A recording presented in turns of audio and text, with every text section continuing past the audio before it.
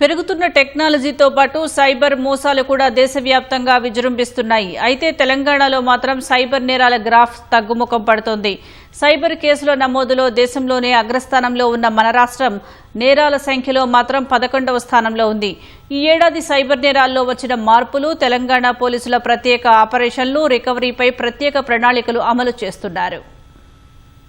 సవాల్ విసురుతున్న సైబర్ నేరాల కట్టడిపై Telangana cyber security bureau పక్కా ప్రణాళికతో ముందుకు వెళ్తోంది. National cyber crime reporting portal కు వచ్చే ఫిర్యాదులను తక్షణమే పరిగణలోకి తీసుకుని కేసులు నమోదు చేయడంలో పోలీసులు ముందున్నారు. దేశవ్యాప్తంగా ఈ ఏడాది జూన్ నాటికి సైబర్ మోసాలకు సంబంధించి 12,71,363 ఫిర్యాదులు అందగా అందులో 19,915 మాత్రమే ఎఫ్ఐఆర్లుగా నమోదయ్యాయి. తెలంగాణలో అందిన 45,080 ఫిర్యాదుల్లో ఏకంగా 7,467 ఫిర్యాదులను ఎఫ్ఐఆర్లుగా నమోదు చేశారు. జాతీయ సగటుతో పోలిస్తే ఇది 10 రెట్లు ఎక్కువ.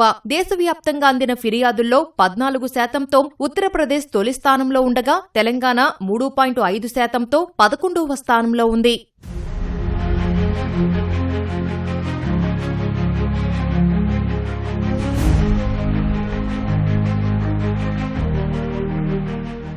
ఇక గతేడాదితో పోలిస్తే రాష్ట్రంలో సైబర్ నేరాలు, ఆర్థిక నష్టాలు కాస్త తగ్గుముఖం పట్టాయి. 2024లో 93,930 ఫిర్యాదులు రాగా 2025 నాటికి అవి 91,369కి తగ్గాయి. అంటే ఫిర్యాదుల్లో 3% తగ్గుదల కనిపించింది. 2024లో బాధితులు 1,909 కోట్ల రూపాయలు కోల్పోగా 2025లో ఆ నష్టం 1,524 కోట్లకు పరిమితమైంది.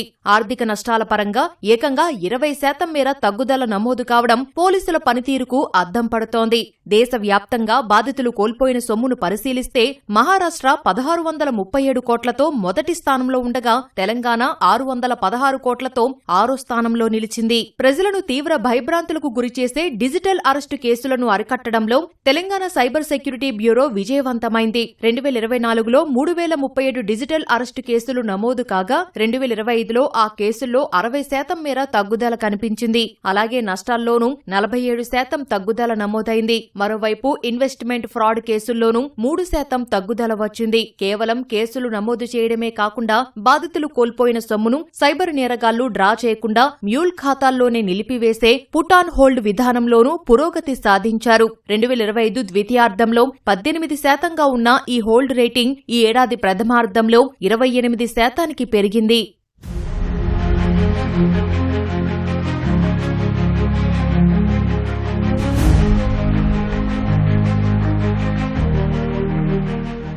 మూడేళ్ల క్రితం ఏర్పాటైన Telangana cyber security bureau cyber నేరగాళ్ల ఆట కట్టించడానికి కృత్రిమ మేధాను సైతం సమర్థవంతంగా వినియోగిస్తోంది.